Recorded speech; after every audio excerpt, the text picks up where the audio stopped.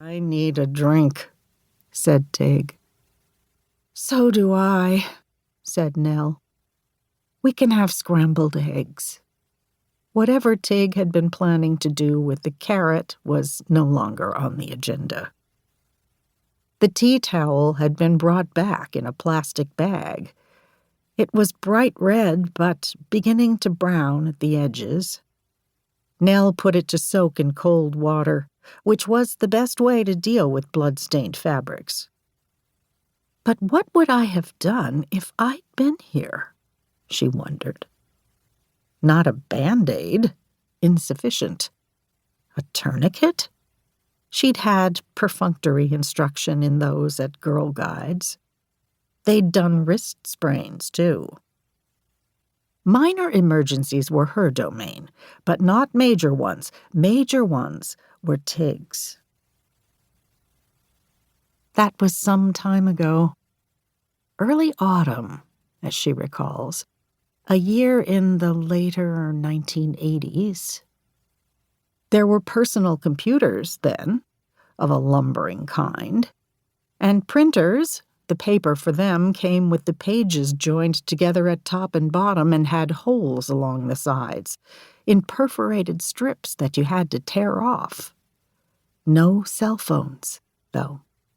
Which was why Nell hadn't been able to text or call Tig and ask him where he was, and also what had caused the blood.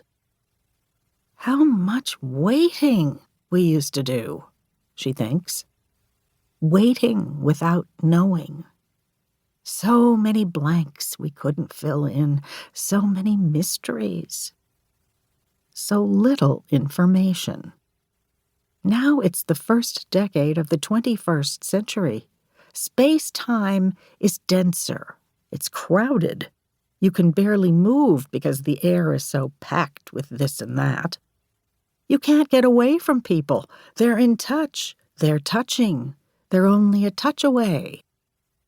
Is that better or worse?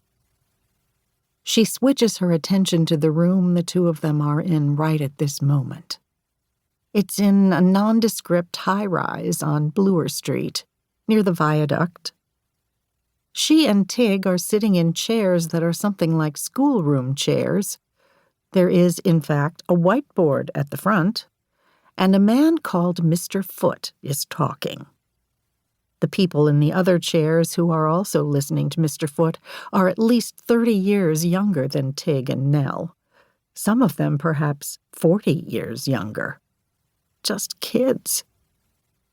"If it's a motorcycle crash," says Mr. Foote, "you don't want to take off the helmet, do ya? Because you don't know what's gonna be in there, eh?" He moves his hand in front of him circularly, as if cleaning a window. Good point, thinks Nell. She imagines the glass of a helmet, smeared. Inside, a face that is no longer a face of mush. Mr. Foote has a talent for conjuring up such images. He has a graphic way of speaking, being from Newfoundland. He doesn't tiptoe around. He's built on a square plan. Wide torso, thick legs, a short distance between ear and shoulder. It's a balanced shape, with a low center of gravity. Mr. Foote would not be easy to upend.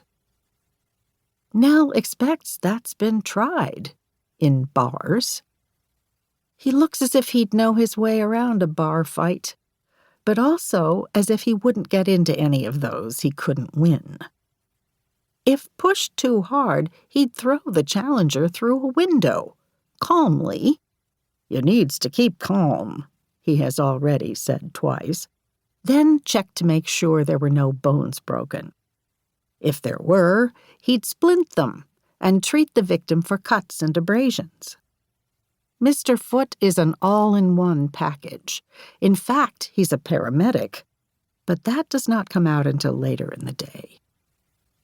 He's carrying a black leather binder and wearing a long-sleeved, zip-fronted sweatshirt with the St. John ambulance logo on it, as if he's a